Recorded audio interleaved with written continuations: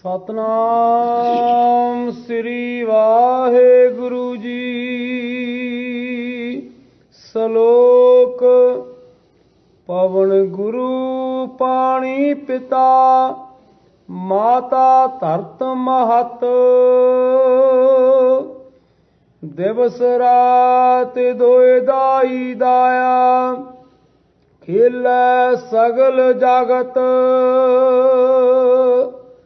ਪਵਨ ਗੁਰੂ ਪਾਣੀ ਪਿਤਾ, ਮਾਤਾ ਧਰਤ ਮਹਤ। ਦਿਵਸ ਰਾਤ ਦੋਇ ਦਾਈ ਦਾਇਆ, ਖੇਲੈ ਸਗਲ ਜਗਤ। ਚੰਗਿਆਈਆਂ ਬੁਰਿਆਈਆਂ, ਵਾਚੈ ਧਰਮ ਹਦੂਰ। ਕਰਮੀ ਆਪੋ ਆਪਣੀ, ਕੇ ਨੇੜੇ ਕੇ ਦੂਰ। ਜਿਨੀ ਨਾਮ ਧਿਆਇਆ, ਗਏ ਮਸਕਤ ਕਾਲ। ਨਾਨਕ ਤੇ ਮੁਖ ਉਜਲੇ, ਕੀਤੀ ਛੁੱਟੀ ਨਾਲ। ਜਿਨੀ ਨਾਮ ਧਿਆਇਆ, ਗਏ ਮਸਕਤ ਕਾਲ। ਨਾਨਕ ਤੇ ਮੁਖ ਉਜਲੇ, ਕੀਤੀ ਛੁੱਟੀ ਨਾਲ। ਪਵਨ ਗੁਰੂ ਪਾਣੀ ਪਿਤਾ, ਮਾਤਾ ਧਰਤ ਮਹਤ। ਵਾਹਿਗੁਰੂ ਜੀ ਕਾ ਖਾਲਸਾ, ਵਾਹਿਗੁਰੂ ਜੀ ਕੀ ਫਤਿਹ। ਪਰਮ ਸਨਮਾਨਯੋਗ ਸਤਿਗੁਰੂ ਮਹਾਰਾਜ ਦੀ ਸਾਜੀ ਨਵਾਜੀ ਹੋਈ ਗੁਰੂ ਖਾਲਸਾ ਸਾਧ ਸੰਗਤ ਜੀਓ, ਸਤਿਗੁਰੂ ਨੇ ਅਪਾਰ ਬਖਸ਼ਿਸ਼ ਕੀਤੀ। ਆਪ ਸੰਗਤਾਂ ਸਤਿਗੁਰੂ ਦੇ ਪਾਵਨ ਪਵਿੱਤਰ ਸੋਹਣੇ ਦਰਬਾਰ ਦੀਆਂ ਹਾਜ਼ਰੀਆਂ ਭਰ ਰਹੇ ਹੋ। ਸਤਿਗੁਰੂ ਦੀ ਅਪਾਰ ਰਹਿਮਤ ਦਾ ਸਦਕਾ, ਜਿੱਥੇ ਗੁਰੂ ਨਾਨਕ ਨਾਮ ਲੇਵਾ ਗੁਰਸਿੱਖ ਸੰਗਤਾਂ ਜੁਗੋ ਜੁਗ ਅਟਲ ਸਤਿਗੁਰੂ ਸਾਹਿਬ ਸ੍ਰੀ ਗੁਰੂ ਗ੍ਰੰਥ ਸਾਹਿਬ ਜੀ ਦਾ 400 ਸਾਲਾ ਪਹਿਲਾ ਪ੍ਰਕਾਸ਼ ਪੁਰਬ ਮਨਾ ਰਹੀਆਂ ਹਨ। ਔਰ ਉੱਥੇ ਸਤਿਗੁਰੂ ਦੀ ਅਪਾਰ ਬਖਸ਼ਿਸ਼ ਦਾ ਸਦਕਾ ਆਪ ਸੰਗਤਾਂ ਸਾਹਿਬ ਸ੍ਰੀ ਗੁਰੂ ਗ੍ਰੰਥ ਸਾਹਿਬ ਜੀ ਦੀ ਆਦਿ ਤੋਂ ਲੈ ਕੇ ਭੋਗ ਤੱਕ ਸੰਪੂਰਨ ਬਾਣੀ ਦੀ ਕਥਾ ਆਰੰਭ ਕਰਕੇ ਗੁਰਮਤਿ ਦੀ ਸਹੀ ਸੇਧ, ਗੁਰਬਾਣੀ ਦਾ ਉਪਦੇਸ਼, ਗੁਰਬਾਣੀ ਦਾ ਸਿਧਾਂਤ ਸਮਝਣ ਦਾ ਤੇ ਸਮਝਾਉਣ ਦਾ ਸ਼ਲਾਘਾਯੋਗ ਉਪਰਾਲਾ ਹੋ ਰਿਹਾ ਹੈ। ਸਤਿਗੁਰੂ ਦੀ ਅਪਾਰ ਮਿਹਰ ਦਾ ਸਦਕਾ ਸਤਿਗੁਰੂ ਦੀ ਉਚਾਰਨ ਕੀਤੀ ਹੋਈ ਪਾਵਨ ਪਵਿੱਤਰ ਬਾਣੀ ਜਪਜੀ ਸਾਹਿਬ ਜੀ ਦੀ ਕਥਾ ਆਪ ਸੰਗਤਾਂ ਸਰਵਣ ਕਰਦੇ ਰਹੇ ਹੋ। ਅੱਜ ਗੁਰੂ ਕਿਰਪਾ ਦੁਆਰਾ ਜਪਜੀ ਸਾਹਿਬ ਜੀ ਦੀ ਕਥਾ ਸੰਪੂਰਨ ਹੋ ਰਹੀ ਹੈ। ਧੰਨ ਗੁਰੂ ਨਾਨਕ ਦੇਵ ਮਹਾਰਾਜ ਸੱਚੇ ਪਾਤਸ਼ਾਹ ਨੇ ਇਸ ਜਪਜੀ ਸਾਹਿਬ ਬਾਣੀ ਦੇ ਅੰਦਰ ਗੁਰਮਤਿ ਦੇ ਸਾਰੇ ਹੀ ਜਿਹੜੇ ਗੋਜ ਸਿਧਾਂਤ ਸਨ, ਸਿੱਖੀ ਦੇ ਮਹਾਨ ਅਸੂਲ ਸਨ, ਸਿੱਖ ਧਰਮ ਦੇ ਨਾਲ ਸੰਬੰਧਿਤ ਜਿਤਨੇ ਵੀ ਮਸਲੇ ਸਨ, ਉਹਨਾਂ ਨੂੰ ਬਹੁਤ ਸੋਹਣੇ ਸੁਚੱਜੇ ਢੰਗ ਦੇ ਨਾਲ ਹਜ਼ੂਰ ਨੇ ਸਮਝਾਉਣ ਦਾ ਯਤਨ ਕੀਤਾ ਹੈ। ਸਭ ਤੋਂ ਪਹਿਲਾਂ ਸਤਿਗੁਰੂ ਨੇ ਇੱਕ ਓੰਕਾਰ ਲਿਖ ਕੇ ਸਾਨੂੰ ਇਹ ਗੱਲ ਸਮਝਾ ਦਿੱਤੀ, ਗੁਰਮਤਿ ਦਾ ਸਿਧਾਂਤ ਅਦਵੈਤ ਸਿਧਾਂਤ ਹੈ। ਇੱਕ ਤੋਂ ਬਾਣੀ ਸ਼ੁਰੂ ਹੋਈ ਹੈ। ਭਾਵੇਂ ਜਿਹੜੇ ਹੋਰ ਹਿੰਦੂ ਮਤ ਦੇ ਧਰਮ ਗ੍ਰੰਥ ਹਨ, ਉਹਨਾਂ ਦੇ ਆਦਿ ਵਿੱਚ ਕੇਵਲ ਓਮ ਲਿਖਿਆ ਹੀ ਮਿਲਦਾ ਹੈ, ਪਰ ਵਿਦਵਾਨਾਂ ਨੇ ਉਸ ਓਮ ਜਾਂ ਓੰਕਾਰ ਦੇ 63 ਪ੍ਰਕਾਰ ਦੇ ਭੇਦ ਮਿਥਲੇ ਸਨ। ਕੋਈ ਇਸ ਨੂੰ ਤਿਰਮਾਤਰਾ ਰੂਪ ਕਰਕੇ ਯਾਦ ਕਰਦਾ, ਕੋਈ ਇਸ ਨੂੰ ਤਿਰਵਰਗ ਰੂਪ ਕਰਕੇ ਯਾਦ ਕਰਦਾ, ਕੋਈ ਕਿਵੇਂ, ਪਰ ਸਾਹਿਬ ਸਤਿਗੁਰੂ ਸੱਚੇ ਪਾਤਸ਼ਾਹ ਨੇ ਏਕਾ ਇਸ ਲਈ ਲਿਖ ਦਿੱਤਾ। ਓੰਕਾਰ ਦੇ ਬਾਰੇ ਬਹੁਤ ਸਾਰੇ ਮਤ ਭੇਦ ਉੱਭਰ ਚੁੱਕੇ ਸਨ। ਉਹਨਾਂ ਨੂੰ ਖਤਮ ਕਰਨ ਦੇ ਲਈ ਸਤਿਗੁਰੂ ਨੇ ਸਭ ਤੋਂ ਪਹਿਲਾਂ ਇੱਕ ਲਿਖ ਦਿੱਤਾ। ਉਹ ਵਾਹਿਗੁਰੂ ਇੱਕ ਹੈ। ਮਜ਼ਹਬ ਚਾਹੇ ਅਨੇਕਾਂ ਨੇ, ਪਰ ਉਹਨਾਂ ਸਾਰਿਆਂ ਦਾ ਮਾਲਕ, ਸਾਰਿਆਂ ਦਾ ਇਸ਼ਟ, ਸਾਰਿਆਂ ਦਾ ਮਰਕਜ਼, ਸਾਰਿਆਂ ਦਾ ਲਕਸ਼ ਉਹ ਇੱਕੋ ਹੀ ਹੈ। ਉਹਨੂੰ ਕਿਸੇ ਵੀ ਨਾਮ ਦੇ ਨਾਲ ਪੁਕਾਰਿਆ ਜਾ ਸਕਦਾ ਹੈ। ਜਿਵੇਂ ਹੁਣ ਇੱਕੋ ਹੀ ਪਿਤਾ ਹੁੰਦਾ ਹੈ, ਕੋਈ ਪਿਤਾ ਨੂੰ ਪਿਤਾ ਕਹਿ ਕੇ ਬੁਲਾਉਂਦਾ ਹੈ, ਕੋਈ ਬਾਪ ਕਹਿ ਕੇ ਬੁਲਾਉਂਦਾ ਹੈ, ਕੋਈ ਡੈਡੀ, ਕੋਈ ਫਾਦਰ, ਆਪੋ ਆਪਣੀ ਭਾਸ਼ਾ ਦੇ ਅਨੁਸਾਰ ਪਿਤਾ ਨੂੰ ਕੋਈ ਵੀ ਨਾਮ ਲੈ ਕੇ ਸੰਬੋਧਨ ਕਰ ਸਕਦਾ ਹੈ। ਨਾਮ ਤੇ ਅਨੇਕਾਂ ਹੋ ਸਕਦੇ ਹਨ, ਪਰ ਪਿਤਾ ਦਾ ਵਜੂਦ ਤੇ ਇੱਕ ਹੀ ਰਹਿੰਦਾ ਹੈ। ਇਸੇ ਤਰ੍ਹਾਂ ਸਾਹਿਬ ਸਤਿਗੁਰੂ ਸੱਚੇ ਪਾਤਸ਼ਾਹ ਨੇ ਇਹ ਗੱਲ ਆਖੀ, ਜਿੰਨੇ ਮਜ਼ਹਬ ਨੇ, ਕੋਈ ਉਸ ਅਕਾਲ ਪੁਰਖ ਵਾਹਿਗੁਰੂ ਪਰਮੇਸ਼ਰ ਨੂੰ ਓੰਕਾਰ ਕਹਿੰਦਾ ਹੈ, ਕੋਈ ਉਸ ਨੂੰ ਅੱਲਾ ਕਹਿੰਦਾ ਹੈ, ਕੋਈ ਉਸ ਨੂੰ ਰਾਮ ਕਹਿੰਦਾ ਹੈ, ਕੋਈ ਉਸ ਨੂੰ ਗਾਡ ਕਹਿੰਦਾ ਹੈ, ਤੇ ਕੋਈ ਉਸ ਨੂੰ ਵਾਹਿਗੁਰੂ ਕਹਿੰਦਾ ਹੈ। ਪਰ ਹਜ਼ੂਰ ਕਹਿੰਦੇ ਨਾਮ ਚਾਹੇ ਕਿੰਨੇ ਵੀ ਤੁਸੀਂ ਰੱਖ ਲਓ, ਪਰ ਵਾਸਤਵ ਦੇ ਵਿੱਚ ਉਹ ਅਕਾਲ ਪੁਰਖ ਵਾਹਿਗੁਰੂ ਇੱਕ ਹੀ ਹੈ। ਇਹਦਾ ਮਤਲਬ ਇਹ ਨਹੀਂ ਹਿੰਦੂਆਂ ਦਾ ਰਾਮ, ਮੁਸਲਮਾਨਾਂ ਦਾ ਅੱਲਾ ਉਹ ਵੱਖ-ਵੱਖ ਨੇ। ਸਤਿਗੁਰੂ ਕਹਿੰਦੇ ਨਹੀਂ, ਇਹ ਗੱਲ ਮੰਨ ਕੇ ਤੁਰੋ, ਉਹ ਵਾਹਿਗੁਰੂ ਇੱਕ ਹੈ। ਜੇ ਅਸੀਂ ਇੱਕ ਨੂੰ ਮੰਨਾਂਗੇ, ਸਾਡੀ ਏਕਤਾ ਵੀ ਤਾਂ ਹੀ ਕਾਇਮ ਰਹਿ ਸਕਦੀ ਹੈ।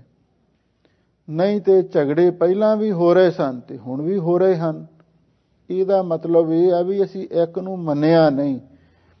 ਜੇ ਇੱਕ ਨੂੰ ਮੰਨ ਲਈਏ, ਏਕ ਪਿਤਾ ਏਕਸ ਕੇ ਹਮ ਬਾਰਿਕ, ਤੂੰ ਮੇਰਾ ਗੁਰ ਹਾਈ, ਤਾਂ ਸਾਰੇ ਝਗੜੇ ਸਾਡੇ ਮੁੱਕ ਸਕਦੇ ਨੇ। ਹਿੰਦੂ ਆਪਣੇ ਰਾਮ ਨੂੰ ਵੱਖਰਾ ਮੰਨਦੇ ਨੇ, ਮੁਸਲਮਾਨ ਆਪਣੇ ਖੁਦਾ ਨੂੰ ਵੱਖਰਾ ਮੰਨਦੇ ਨੇ, ਪਰ ਨਾਮ ਵੱਖਰੇ ਵੱਖਰੇ ਨੇ, ਹੈ ਉਹ ਇੱਕ। ਇਹ ਭੁਲੇਖਾ ਧੰਨ ਗੁਰੂ ਨਾਨਕ ਦੇਵ ਮਹਾਰਾਜ ਸੱਚੇ ਪਾਤਸ਼ਾਹ ਨੇ ਸਾਡਾ ਕੱਢਣ ਦਾ ਯਤਨ ਕੀਤਾ ਹੈ ਵੀ ਉਹ ਵਾਹਿਗੁਰੂ ਇੱਕ ਹੈ, ਤੇ ਫਿਰ ਉਹ ਇੱਕ ਕਿਹੋ ਜਿਹਾ ਹੈ ਉਹਦੀ ਅੱਗੇ ਵਿਆਖਿਆ ਕਰ ਦਿੱਤੀ। ਓੰਕਾਰ ਸਤਨਾਮ ਕਰਤਾ ਪੁਰਖ ਨਿਰਭਉ ਨਿਰਵੈਰ ਅਕਾਲ ਮੂਰਤ ਅਜੂਨੀ ਸੈਭੰ। ਫਿਰ ਮਿਲਦਾ ਕਿਵੇਂ ਹੈ? ਹਜ਼ੂਰ ਕਹਿੰਦੇ ਗੁਰਪ੍ਰਸਾਦ, ਗੁਰੂ ਦੀ ਕਿਰਪਾ ਨਾਲ। ਅੱਗੇ ਸਤਿਗੁਰੂ ਨੇ ਜਪ ਸ਼ਬਦ ਲਿਖਿਆ ਹੈ। ਜਪਜੀ ਸਾਹਿਬ ਬਾਣੀ ਆਰੰਭ ਹੁੰਦੀ ਹੈ, ਉਹਦੇ ਆਦ ਵਿੱਚ ਸਤਿਗੁਰੂ ਨੇ ਇੱਕ ਸ਼ਲੋਕ ਲਿਖਿਆ ਹੈ, ਆਦ ਸੱਚ ਜੁਗਾਦ ਸੱਚ ਹੈ ਪੀ ਸੱਚ ਨਾਨਕ ਹੋਸੀ ਭੀ ਸੱਚ। ਪੰਚਮ ਪਾਤਸ਼ਾਹ ਨੇ ਸੁਖਮਨੀ ਸਾਹਿਬ ਬਾਣੀ ਦੀ 17ਵੀਂ ਅਸ਼ਟਪਦੀ ਦੇ ਆਰੰਭ ਦੇ ਵਿੱਚ ਵੀ ਇਹ ਸ਼ਲੋਕ ਨੂੰ ਥੋੜਾ ਜਿਹਾ ਲਗ ਮਾਤਰਾ ਨੂੰ ਬਦਲ ਕੇ ਉੱਥੇ ਵੀ ਲਿਖਿਆ ਹੈ। ਧੰਨ ਗੁਰੂ ਨਾਨਕ ਦੇਵ ਮਹਾਰਾਜ ਸੱਚੇ ਪਾਤਸ਼ਾਹ ਨੇ ਪਹਿਲਾ ਸ਼ਲੋਕ ਆਦ ਸੱਚ ਜੁਗਾਦ ਸੱਚ ਲਿਖਿਆ ਹੈ, ਤੇ ਅਖੀਰ ਦੇ ਉੱਤੇ ਵੀ ਜਪਜੀ ਸਾਹਿਬ ਬਾਣੀ ਜਿੱਥੇ ਸੰਪੂਰਨ ਹੁੰਦੀ ਹੈ ਉੱਥੇ ਵੀ ਸਤਿਗੁਰੂ ਨੇ ਇਹ ਸ਼ਲੋਕ ਲਿਖਿਆ ਹੈ।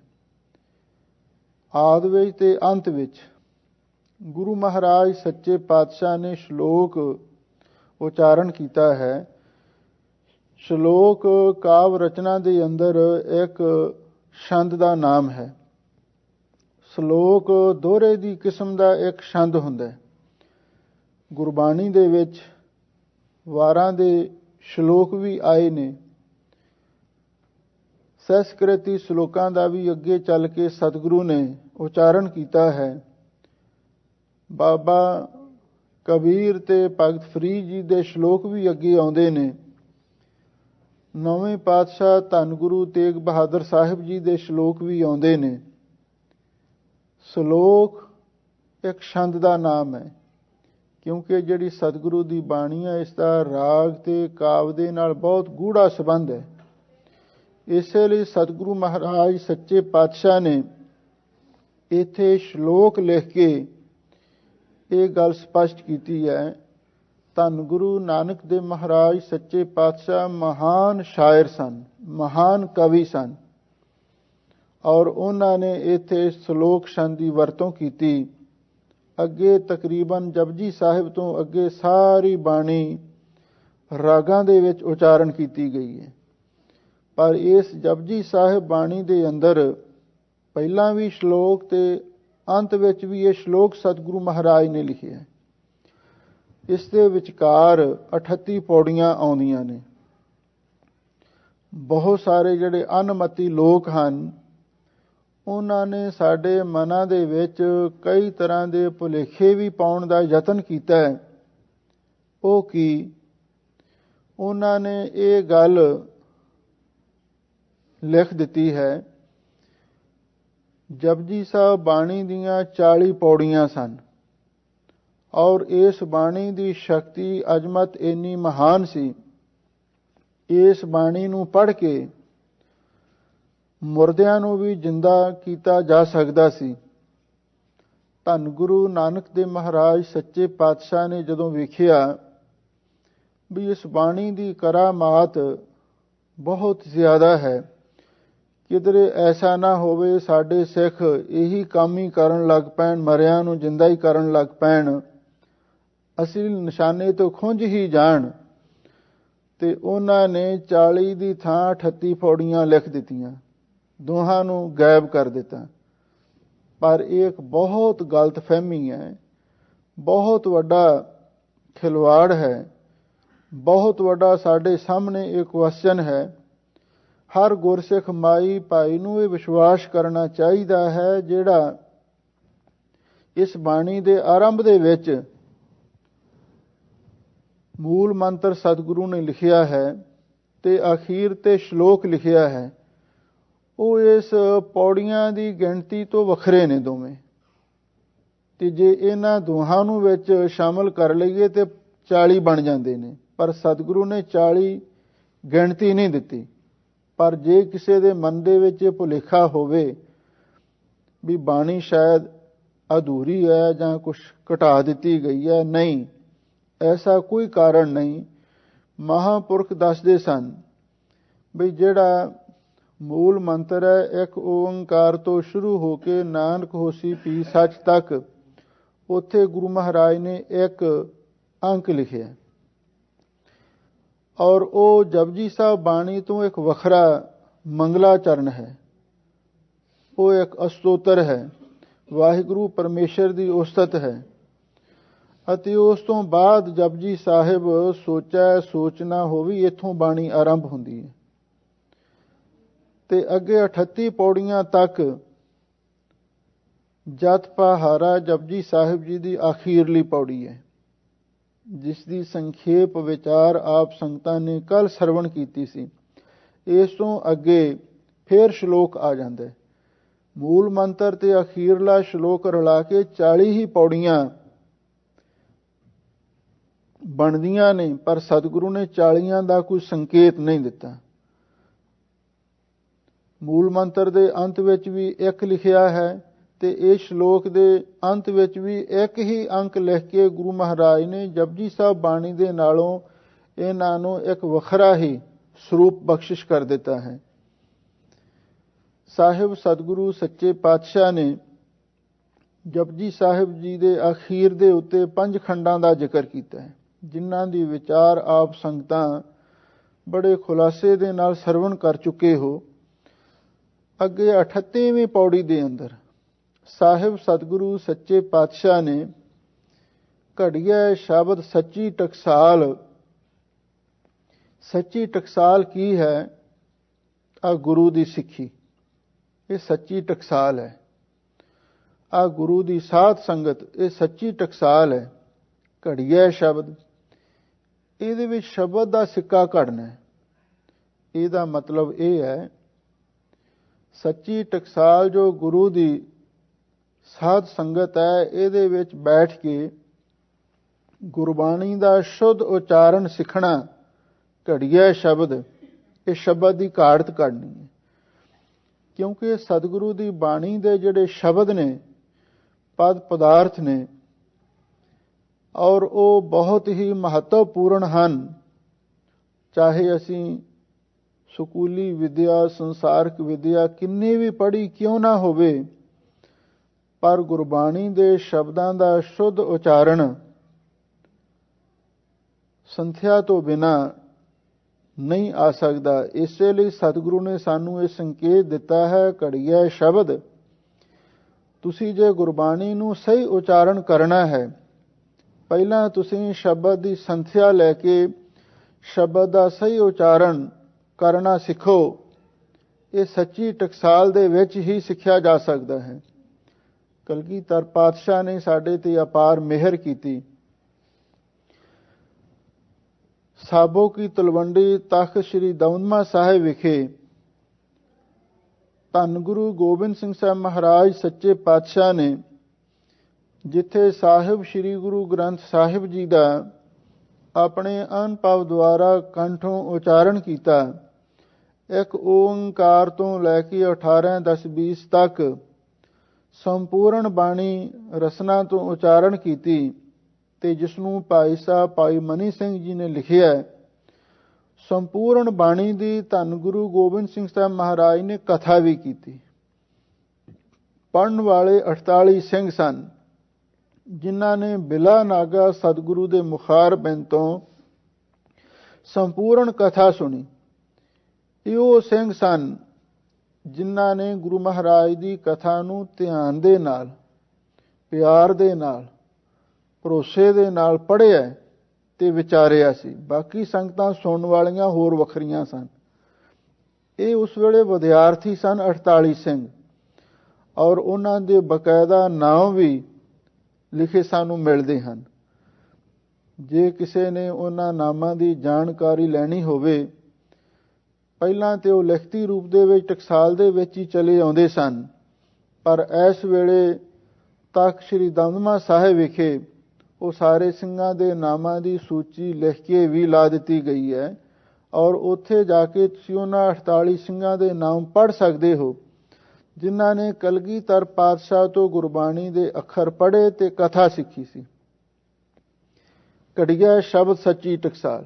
ਕਲਗੀਧਰ ਪਾਤਸ਼ਾਹ ਨੇ ਜਦੋਂ 48 ਸਿੰਘਾਂ ਨੂੰ ਅਰਥ ਪੜ੍ਹਾਏ, ਕਥਾ ਸਿਖਾਈ, ਗੁਰਬਾਣੀ ਦਾ ਸ਼ੁੱਧ ਉਚਾਰਨ ਤੇ ਨਾਲ ਗੁਰਬਾਣੀ ਦੇ ਸਹੀ ਅਰਥ ਪੜ੍ਹਾਏ, ਤੇ ਉਹਦੇ ਨਾਲ ਹੀ ਸਤਿਗੁਰੂ ਮਹਾਰਾਜ ਨੇ ਸਾਰੇ ਸਿੰਘਾਂ ਨੂੰ ਇਹ ਵੀ ਹੁਕਮ ਕੀਤਾ, ਖਾਲਸਾ ਜੀ, ਜਿਵੇਂ ਤੁਸਾਂ ਗੁਰਬਾਣੀ ਦਾ ਸ਼ੁੱਧ ਉਚਾਰਨ ਤੇ ਗੁਰਬਾਣੀ ਦੀ ਸ਼ੁੱਧ ਵਿਆਖਿਆ ਕਥਾ ਸਰਵਣ ਕੀਤੀ ਹੈ, ਤੇ ਇਸ ਕਥਾ ਨੂੰ ਤੇ ਇਸ ਸੰਥਿਆ ਨੂੰ ਅੱਗੇ ਵੀ ਤੁਸਾਂ ਜਾਰੀ ਰੱਖਣਾ ਹੈ।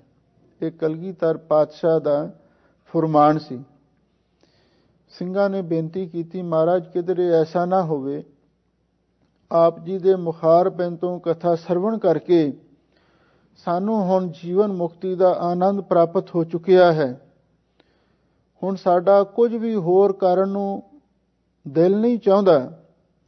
ਜੇ ਅਸੀਂ ਆਪ ਜੀ ਦਾ ਬਚਨ ਮੰਨ ਕੇ ਸੰਥਿਆ ਪੜ੍ਹਨ ਪੜ੍ਹਾਉਣ ਕਥਾ ਵਿਆਖਿਆ ਕਰਾਉਣ ਲੱਗ ਪਏ, ਕਿਧਰੇ ਐਸਾ ਨਾ ਹੋਵੇ ਸਾਡੀ ਇਕਾਗਰਤਾ ਵਿੱਚ ਫਰਕ ਪੈ ਜਾਵੇ, ਸਾਡੇ ਆਨੰਦ ਵਿੱਚ ਫਰਕ ਆ ਜਾਵੇ। ਕਲੀਆਂ ਵਾਲੇ ਪਾਤਸ਼ਾਹ ਹੱਸ ਪਏ, ਕਹਿਣ ਲੱਗੇ, ਸਤਿਗੁਰੂ ਦੀ ਬਾਣੀ ਇਹ ਤੇ ਅੰਮ੍ਰਿਤ ਦਾ ਸਰੋਵਰ ਹੈ। ਜਿਵੇਂ ਜਿਵੇਂ ਤੁਸੀਂ ਗੁਰਬਾਣੀ ਨੂੰ ਪੜ੍ਹੋਗੇ, ਪੜ੍ਹਾਓਗੇ, ਗੁਰਬਾਣੀ ਵਿੱਚ ਚੁਭੀਆਂ ਮਾਰੋਗੇ, ਗੁਰਬਾਣੀ ਦੀ ਵਿਚਾਰ ਕਰੋਗੇ, ਤੇ ਓਨਾ ਹੀ ਵਧੇਰੇ ਆਨੰਦ ਤੇ ਤੁਹਾਨੂੰ ਸ਼ਾਂਤੀ ਪ੍ਰਾਪਤ ਹੋਵੇਗੀ। ਸਾਹਿਬ ਸਤਿਗੁਰੂ ਸੱਚੇ ਪਾਤਸ਼ਾਹ ਨੇ ਇਹ ਵੀ ਆਖਿਆ, ਗੁਰਬਾਣੀ ਦਾ ਰੰਗ ਐਸਾ ਰੰਗ ਹੈ, ਕਾਇਆ ਕਾਪਰ ਚੀਰ ਬਹੁ ਫਾਰਿਆ ਰੰਗ ਨਾ ਲਹਿ ਸੁਭਾਗਾ। ਸਰੀਰ ਤਾਂ ਚਾਹੇ ਪੁਰਜਾ ਪੁਰਜਾ ਕੱਟ ਮਰੇ ਵਾਲੀ ਹਾਲਤ ਵਿੱਚ ਬੰਦ ਕੱਟਿਆ ਜਾਵੇ, ਪਰ ਆਨੰਦ ਵਿੱਚ ਫਰਕ ਨਹੀਂ ਪਵੇਗਾ। ਸਾਹਿਬ ਸਤਿਗੁਰੂ ਸੱਚੇ ਪਾਤਸ਼ਾਹ ਨੇ ਇਹ ਵੀ ਬਚਨ ਕੀਤਾ, ਗੁਰਸਿੱਖ ਦਾ ਸੀਸ ਭਾਵੇਂ ਧੜ ਦੇ ਨਾਲੋਂ ਵੱਖ ਹੋ ਜਾਵੇ, ਪਰ ਗੁਰਬਾਣੀ ਦਾ ਰੰਗ ਕਦੀ ਵੀ ਨਹੀਂ ਉਤਰੇਗਾ। ਰਾਮ ਰੰਗ ਕਦੇ ਉਤਰ ਨਾ ਜਾਏ, ਗੁਰ ਪੂਰਾ ਜਿਸ ਦੇਹ ਬੁਝਾਏ। ਧੰਨ ਗੁਰੂ ਗੋਬਿੰਦ ਸਿੰਘ ਸਾਹਿਬ ਮਹਾਰਾਜ ਸੱਚੇ ਪਾਤਸ਼ਾਹ ਨੇ ਗੁਰਬਾਣੀ ਦੇ ਅਰਥ ਪੜ੍ਹਾਉਣ ਦੀ ਇਹ ਇੱਕ ਸੰਸਥਾ ਬਣਾਈ, ਜਿਸ ਨੂੰ ਸਿੱਖ ਪੰਥ ਦੇ ਅੰਦਰ ਦਮਦਮੀ ਟਕਸਾਲ ਕਿਹਾ ਜਾਂਦਾ ਹੈ। ਦਮਦਮੀ ਟਕਸਾਲ ਦਾ ਮਤਲਬ ਇਹ ਹੈ ਵੀ ਦਮਦਮੇ ਸਾਹਿਬ ਤੋਂ ਇਹ ਆਰੰਭ ਹੋਈ, ਉੱਥੇ ਸਤਿਗੁਰੂ ਨੇ ਗੁਰਬਾਣੀ ਦੇ ਅਰਥ ਪੜ੍ਹਾਏ। ਇਸ ਲਈ ਦਮਦਮਾ ਸਾਹਿਬ ਅਸਥਾਨ ਇਸ ਦਾ ਮੁੱਢਲਾ ਸਰੋਤ ਹੈ, ਜਿੱਥੋਂ ਇਹ ਗੁਰਬਾਣੀ ਦੇ ਅਰਥਾਂ ਦੀ ਸੰਸਥਾ ਆਰੰਭ ਹੋਈ। ਇਸ ਲਈ ਘੜੀਆ ਸ਼ਬਦ ਸੱਚੀ ਟਕਸਾਲ ਦੀ ਗੱਲ ਚੱਲ ਰਹੀ ਹੈ।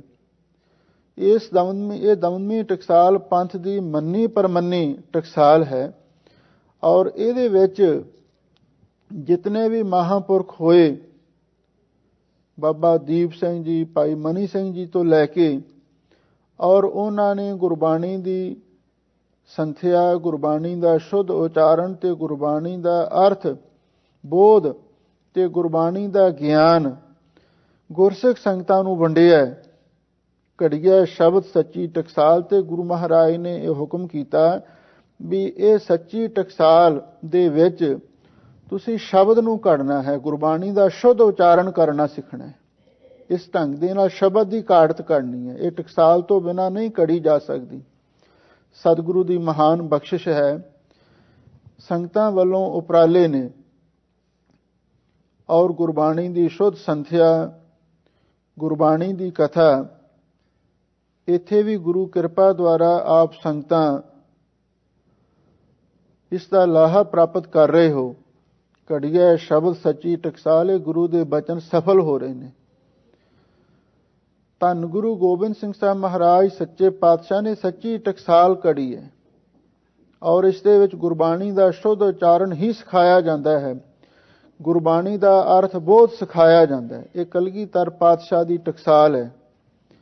ਧੰਨ ਗੁਰੂ ਨਾਨਕ ਦੇਵ ਮਹਾਰਾਜ ਸੱਚੇ ਪਾਤਸ਼ਾਹ ਸਾਨੂੰ ਇਹ ਸਿੱਖਿਆ ਬਖਸ਼ਿਸ਼ ਕਰ ਰਹੇ ਨੇ, ਘੜੀਆ ਸ਼ਬਦ ਸੱਚੀ ਟਕਸਾਲ, ਵੀ ਇਹ ਸੱਚੀ ਟਕਸਾਲ ਸਾਧ ਸੰਗਤ ਦੇ ਵਿੱਚ ਆ ਕੇ ਤੁਸਾਂ ਸ਼ਬਦ ਨੂੰ ਘੜਨਾ ਹੈ, ਗੁਰਬਾਣੀ ਦਾ ਸ਼ੁੱਧ ਉਚਾਰਨ ਸਿੱਖਣਾ ਹੈ, ਇਹ ਸ਼ਬਦ ਦੀ ਘਾੜਤ ਕਰਨੀ ਹੈ।